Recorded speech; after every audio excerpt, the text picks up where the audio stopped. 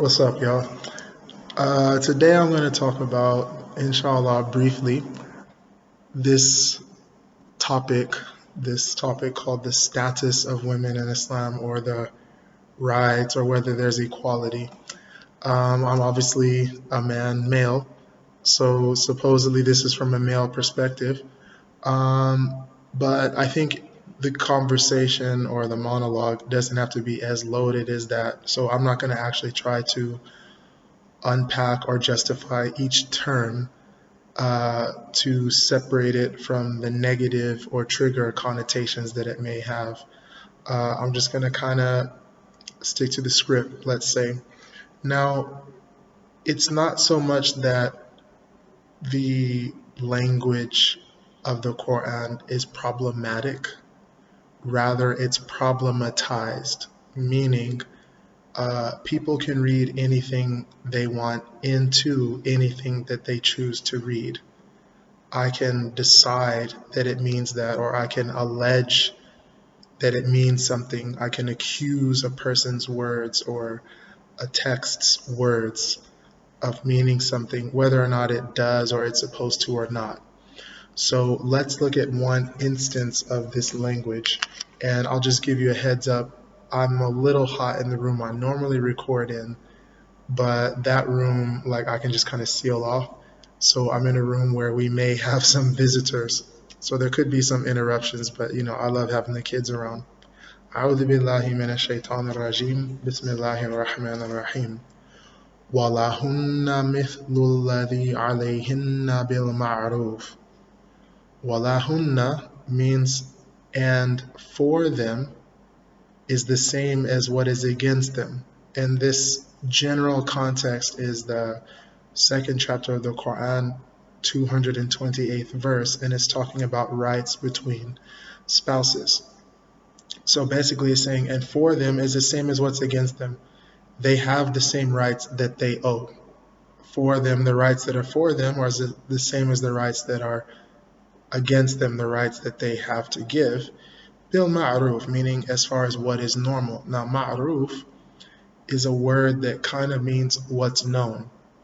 And that opens the door for people to decide what is due to men and what is due to women based on what they know, what they're familiar with, what they're comfortable with. So there is room for different lifestyles and different, let's say, relationship, styles within Islam. I mean, there's a range of what's allowed, but there is a range. So there's not only one way to be a wife, only one way to be a husband. And by the way, the extent of female activity in Islam doesn't stop at the role or the rights of a wife. There are lots of things that women are and can be besides a wife. And I think that it's sexist in and of itself to just immediately say, okay, what are the rights of women in Islam, and go straight to the verses about wives, right? There are verses that talk about women outside of their roles or their, wearing that hat. Women wear a lot of different hats, let's say. So when people think about that, I'm almost thinking, well, let's leave Islam for a second and ask yourself this. Why is it that whenever you think of woman, the first thing you think of is wife? You see what I'm saying? Anyway, here's where the language is problematized. وَلِلرِّجَالِ عَلَيْهِنَّ دَرَجَةٌ. So for the men, over them is a degree. I kind of translated that word for word, so it's awkward, but the Abdullah Yusuf Ali translation basically says, and there has been, but men have a degree over them. But men have a degree over them. So immediately it's like, oh my God, what does that mean? Okay, what does it mean? Men are 1 degree superior to women, Let's put it this way. Some people are saying this means that, and even Muslims, and I think this is coming from their culture or lack thereof, this establishes the superiority of men over women. Some Muslims claim that. And I don't deny that they're Muslims, but I disagree, and I'll tell you why. And some people who are not Muslim says this is Islam's claim that men are superior to women. They have a degree over them. Okay. Before we go into the actual interpretation of this verse, which is available, there is a single actual correct interpretation. What does a degree mean? Does it mean that every man is a king, and he can rule over and dominate and, order and command his wife, because that's what that degree means. He's superior. I think instead of us thinking that this establishes men as kings on a throne and their wives as their slaves, it's more like a degree. Let's look at it in our times. A person having one degree over another is more like assistant manager. So let's knock that down from royal privilege to the privileges of an assistant manager. The assistant manager in a fast food restaurant is literally one degree over the workers. It's not a situation of inequality and oppression. I have the right to oppress you. You don't have the right to question me. It's simply actually that the employee is owed more by the assistant manager than the assistant manager is owed by the employee. The employee demands more from the assistant manager. The company demands more from the assistant manager than they do from that employee. How so? They have been basically given a responsibility that whatever goes wrong, it's kind of like on you, right?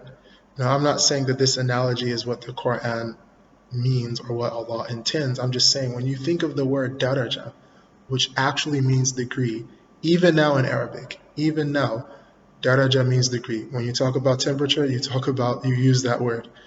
When you talk about basically the same things that you use for degrees or levels in English, when you talk about those same things in Arabic, you use the word daraja or daraga in some accents, daraja. So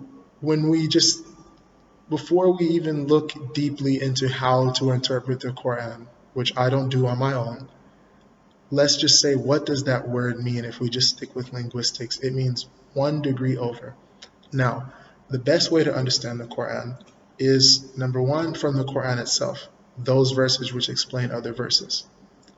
If not, we have instances that are recorded when companions of the Prophet Muhammad ﷺ asked him, what does this mean? And he would explain it. Or secondarily to that, people would ask one of the companions, meaning someone who was there when it was revealed, someone who knew about it. The companion would explain. Now, it's generally accepted what they would say about this type of thing because they didn't speak of themselves. It's basically accepted that even if they didn't mention that I asked the Prophet and this is what he said, that somehow that knowledge was gathered. It could be that different ways that it was gathered. So without going into all those details, let's just say that a very famous companion who was one of the younger ones, and his name was Ibn Abbas, and he was actually a first cousin of the Prophet ﷺ, said that this means that men and women have the same rights over each other, except that women's rights can be negotiable. It can be negotiated, whatever they agree upon. Whereas women's responsibilities, what a man can claim from a woman, let's say, could be negotiated, whereas a man's cannot. He can't take a break from one of the key or chief roles, which is the provision, the maintenance, the sustenance. So that's non-negotiable. It's not something where if he's faulty, it can sort of be let go or something like that. Whereas with women, whatever is due from them, it can be negotiated. It can be, hey, okay, there's an excuse for that. That can be let go. So this actually establishes this daraja has nothing to do with status and superiority, which is something that people could read into it. The explanation given by the companion was that this is actually referring to the rights that they have from each other, not some level of superiority of one person over another. So there's one degree of right owed to men. He owes rights 1 degree more than women owe to them. Long story short. So what the idea is this: the wording is not problematic. It's been problematized. It's been said this word degree is talking about men's status over women. And linguistically that makes sense, whereas the actual explanation is talking about something else completely. And this is the problem. There's nothing worse than being almost clever, as I say, or having a little bit of knowledge, because you may be able to read a translation of the Quran and say, oh, I know what it says. And you don't even know what it means. You don't even know Arabic. What if you know Arabic? You could be reading it out of context. You don't know how to study, so you have enough information where, oh, I know what it says, in the sense linguistically I know what it says, but you don't know what it means because you don't know how to find the interpretations of what it means. And you certainly are not an interpreter. You haven't reached that status of knowledge of what it means, right? Just because someone reads Shakespeare, I'll give you an example. The word ho, H-O, appears in a Shakespeare play. Now we all know what ho means, right? And I remember I was in 9th grade and I read that. So we say, oh, Shakespeare saying, no, it's actually just a way of saying ah, or huh, or ha. But if you read it linguistically, I know exactly what that word means, right? Well, it meant something different at the time, and so you have to be a person who's qualified to interpret it, to give that interpretation. Let's move on to other problematized statements. Okay. الرجال قوامون على النساء بما فضل الله بعضهم على بعض وبما أنفقوا من أموالهم. Men are the قوامون, the protectors and maintainers, as is interpreted, of women, because Allah has favored one over the other, and because they spend of their wealth. Now, qawamun basically means one who stands in place of another, one who stands firm, literally. Qawamun can also mean a person who stands a lot to pray. So Abdullah Yusuf Ali has translated qawam as one who stands firm in another's business, protects his interests, and looks after his affairs. Or it could be standing firm in his own business. So it means basically men stand up for women. Okay? Because Allah has, and this is where the problematized language comes, بِمَا فَضَّلَ اللَّهُ بَعْضُهُمْ عَلَى بَعْضٍ, because Allah has favored one over the other, right? And that word sometimes is translated as preferred one over the other. So again, ding, ding, ding, ding, ding, right? It's saying that men are superior to women and Allah prefers men, to women. A'udhu billah, we shouldn't even ascribe these things to Allah. But this is what people say. The Quran says and Islam says that men are preferred to women and men have been favored over women. What is the exact next word that comes? And because they support them from their means. So Allah has favored one over the other, and because they support them from their means. So it's actually saying men have to protect and maintain women because Allah has given them some favor, and therefore they support them from their means. It means that men, yes, there is some favor, and I would say, even though it doesn't say here, it's just a degree that men have over women. In what way? The strongest man in the world is stronger than the strongest woman in the world. The fastest man in the world is a little bit faster than the fastest woman in the world. Intelligence-wise, I really don't think there's much difference. But let's just say that the fastest woman in the world is faster than most men in the world. The smartest woman in the world might be the smartest person in the world. At the same time, whatever small, slight degree of favor that men have is for what? To spend from their means. So they're supposed to stand firm to protect the interests and look after the affairs of women because what? They're a little bit stronger. Now, this actually is putting something on men. It's putting men in their place. It's not putting women in their place. In what way? And this is just how I understand it. I'm not interpreting. If a man has some level of strength, some level of advantage, he's not supposed to use that to exploit women. He's not supposed to take advantage because he has an advantage. He's supposed to use his advantage for what? The woman's interest. Meaning, if he has more money, if he has the ability to get more money, in most societies, there's a disruption economically if a woman would get pregnant and have children and want to provide the childcare that only women can provide in a lot of situations, for example, breastfeeding and other things. And men don't have to face that. It's just something that is in the way that Allah has created the world, that whether you are completely have no religion at all and you have no affinity for Islam whatsoever, it can't be denied that men do have more money than women. The richest woman in the world became so through a divorce settlement, right? I think it was Bezos. And I don't know if she's still the richest woman in the world, but she did become one of the richest women in the world instantly because of basically her settlement from her divorce from her husband, who's the richest man in the world, right?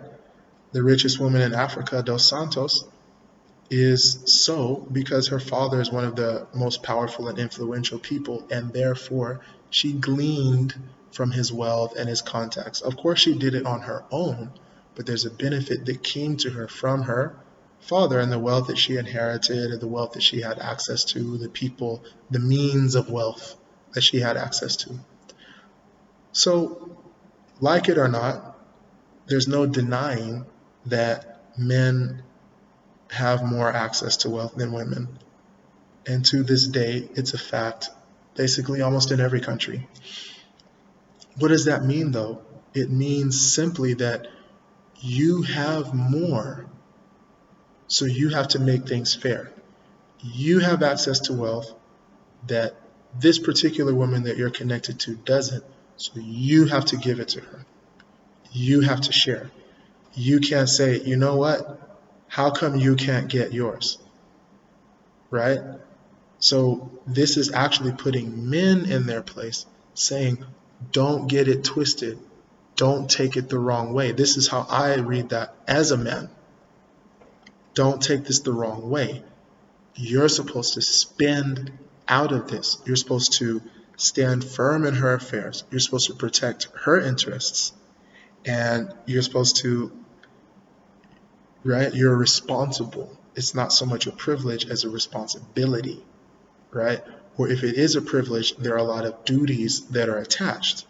Now, I don't know how else to read it, but then it talks about, so it says men support women from their means. Whatever advantages they have, the women get the fruits of those by the men spending from them. And it doesn't say support, because that makes it seem like women are weak, they have to be supported. It says, and they spend from their means. Therefore, the righteous women are, let's make sure the translation isn't totally off. Therefore, the righteous women are obedient, and they guard in their absence, in their husband's absence, what Allah would have them guard. So, what's your role? So you should listen to him, right?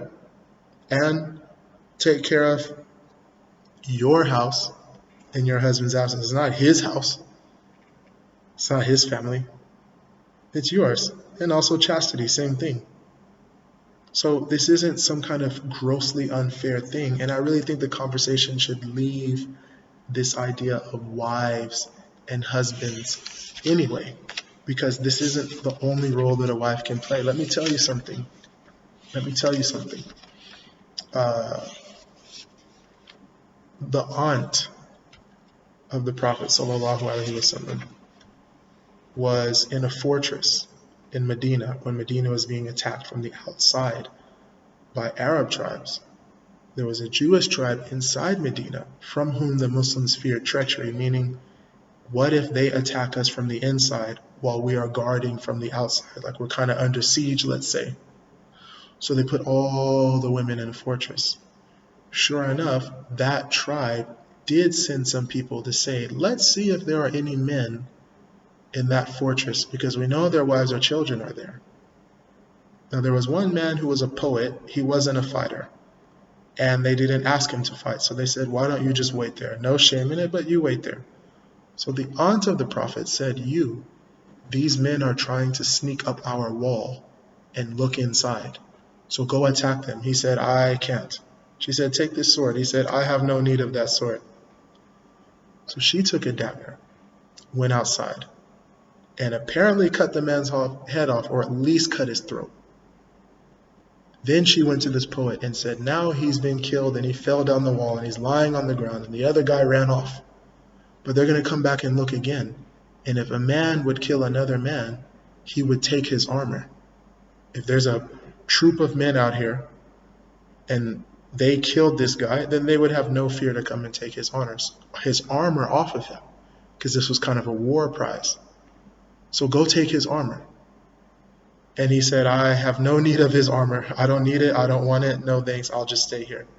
So she went out and took his armor off of him, just so it would look like there were a group of warriors and one of them killed him and took his armor as a prize. Now, after the news of this came out, that wasn't your place? You were only supposed to be at home guarding your chastity and waiting for your husband's orders. How could you have taken a weapon and fought? No one thought twice about it. No one thought twice about it. You see? So I really think that this issue of what a woman's role and so-called place is, the word role and the word status and the word place is itself problematic. I think really what the discussion should be is, what do Muslim women do? What have Muslim women historically done? What do Muslim women do now? And what you see historically, as well as, recently, everything. You've had presidents of Muslim majority countries, and you're going to be shocked when you hear the name of it, that America hasn't had. Right? And there's probably a few other progressive countries that have not had female prime ministers or presidents. Pakistan had a female prime minister a long time ago. So that was the leader of the country. And we know what kind of people everyone thinks they will find in Pakistan. I've lived there for years. It's nothing like that. I'm just going to look for a verse while I talk. So this idea that there is a role and there is a place, right? And there is a status, and whether or not that's fair, it's actually thinking that there is a specific role or place or status for Muslim women at all. There isn't. You don't see a list of rules anywhere in the Quran. This is what women should do, and this is a list of things they can do, and men, you can do all of that, and women can't. The Quran actually makes explicit, and when I say the Quran makes it explicit, it's Allah makes it explicit in the Quran, that spiritually, men and women are equal. إِنَّ الْمُسْلِمِينَ وَالْمُسْلِمَاتِ وَالْمُؤْمِنِينَ وَالْمُؤْمِنَاتِ وَالْقَانِتِينَ وَالْقَانِتَاتِ وَالصَّادِقِينَ وَالصَّادِقَاتِ وَالصَّابِرِينَ وَالصَّابِرَاتِ وَالْخَاشِعِينَ وَالْخَاشِعَاتِ وَالْمُتَصَدِّقِينَ وَالْمُتَصَدِّقَاتِ وَالصَّائِمِينَ وَالصَّائِمَاتِ وَالْحَافِظِينَ فُرُوجَهُمْ وَالْحَافِظَاتِ وَذَاكِرِينَ اللَّهَ كَثِيرًا وَالذَّاكِرَاتِ أَعَدَّ اللَّهُ لَهُمْ مَغْفِرَةً وَأَجْرًا عَظِيمًا. This verse explicitly says for Muslim men and women, and there's a suffix, like in some Latin language there's an O and an A suffix, Latino, Latina, like that. So That's why it sounds repetitive. For Muslim men and women, for believing men and women, for devout men and women, for true, honest, truthful men and women, for patient men and women, for humble men and women, for men and women who give in charity, for men and women who fast, for men and women who guard their chastity, for men and women who remember Allah much. For them has Allah prepared forgiveness and a great reward. Where's the inequality? Where's this idea of roles? It's not there. Okay? Now, there are some other things that people say. I won't call them accusations because I don't want to get into this emotional and sensational language and these people are this and those people are that. Let's just say that different people think different things and some people know some things that others don't. So there's this idea that, well, a woman is half of a man, and this is what Allah means by favoring them. This is what Allah means by giving them a degree of over them, is that a woman is half a man. And the reason we know that is because Allah says that don't accept a woman's testimony. A woman's testimony is half as much as a man's. And in the Quran, it says that regarding contracts, in a long verse, the longest verse of the Quran, regarding contract law, it says, فَإِنَّ لَمْ يَكُونَا رَجُلَيْنِ فَرَجُلٌ وَأَمْرَاتَانِ مِمَّنْ تَرْضَوْنَ. So if there is no man as a witness, then a man and two women. So it's talking about contract law, and you need to have a witness for a contract. Now, it's a long verse with a lot of clauses, and I'm not an interpreter or a translator, so I'm just going to say that the context of the verse is, when you who believe, when you deal with each other in transactions involving future obligations, reduce them to writing, right? And so get two witnesses of your own men, and if there are not two men, then a man and two women. So it's what? Two men or a man and two women. What does that mean? A woman is half of a man. Well, no. It simply means that you call two women. Now, is it saying why? Is it saying that the intelligence is deficient or a woman is not trustworthy? No. In fact, there are situations in which a man's testimony will not count, and a man's testimony can be refused.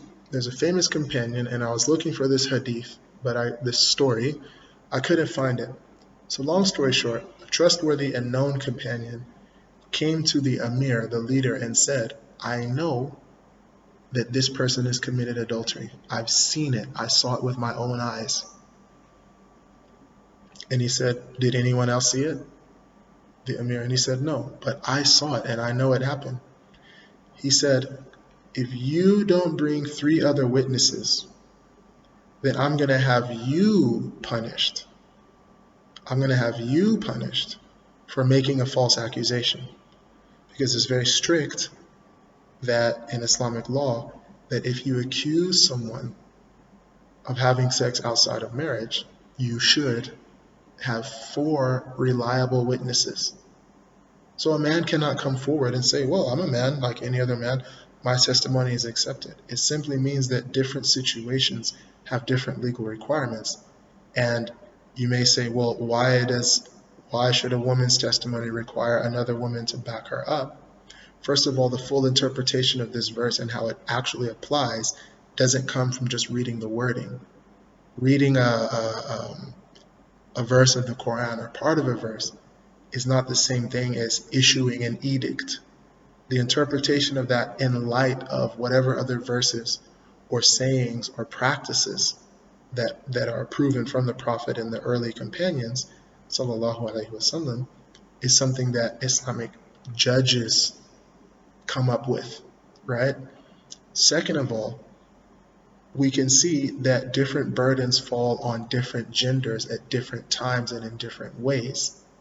In a way, this is lightening the burden of testimony. Because if I give testimony and I make a mistake, then it's basically perjury. Whereas if a woman is given testimony, it is said that a man and two women, such as you choose for witnesses, right? And the woman, and then it says, so that if one of them errs, the other can remind her. So it's actually lightening the burden of testimony if a woman is called to testify. It's not saying that her testimony is worth half. That's what some people honestly think. That's what some people wish to think or wish to accuse or to say. But again, even the context itself with logic, in addition to valid interpretations, can dispel these ideas. So again, like I said, this is just an exploration of the topic. It's not for me to say, I'm going to dispel the rumors, I'm going to disprove this, I'm going to establish that. I'm not a jurist, I'm not a scholar, I'm a reader, I'm a student, right? Part-time student, you might say. So I hope that this exploration has at least explained that these are more questions than conclusions, and that what people think, there's more to the story, and they should be like asking more than claiming, whether they are Muslim or not. I think that's very important, that there are cults, there are cultures, there are people who wish to think that within the Islamic community, they wish to take advantage, they wish to enjoy advantages, they wish to claim advantages that are not there. And maybe that's something that comes from their culture even before Islam. So it's also an idea, it's also this purpose. One of my purposes is to tell those people, you need to look, you need to study, you need to back off from interpreting things yourself. And it's also, for people who have these criticisms, that, hey, before you criticize, don't skip over questioning, because when you're questioning, you're looking. When you're criticizing, you've already concluded. Don't be so quick to conclude, no matter who you are. All right? Well, it's actually Ramadan, late night, so I'm going to actually get ready to fast. But I hope this was interesting and enlightening, and I hope that we all learn more, hopefully together. Okay? Assalamu alaikum. Peace.